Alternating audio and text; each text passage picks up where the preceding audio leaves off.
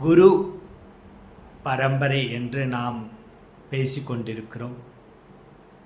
குரு எப்படி இருக்க வேண்டும், குரு எப்படி நமக்கு வழிகாட்டுவார் என்றுள்ள விஷயங்களை பற்றி நாம் தாராளம் கேட்டிருக்கிறோம். ஆனால் நிறையவங்க அதை புரிந்ததில்லை, அதை பற்றி ஆலோசனை செய்வதும் இல்லை. அப்போ நான் என்ன சொல்கிறது என்றால், நம் பரம்பரை நாம் எங்கிருந்து வந்திருக்கிறோம், எப்படி வந்திருக்கிறோம், நாம் எதற்காக நமக்கு ஒரு குருவை நாம் தேடுகிறோம் என்றெல்லாம் அச்சம் இருக்கிறது.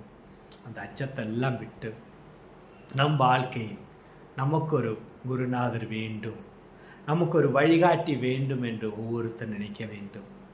நமக்கு ஒரு வழிகாட்டுவதற்கு ஒரு ஆள் இருந்தால் நம் வாழ்க்கை மிக சிறப்பாக, நம்மளோட வாழ்க்கை பயணம் மிக நன்றாக முன்னோடி போய்கொண்டிருக்கும். அதனால் அனைவரும் தங்கள் குருநாதரை கண்டுபிடியுங்கள்.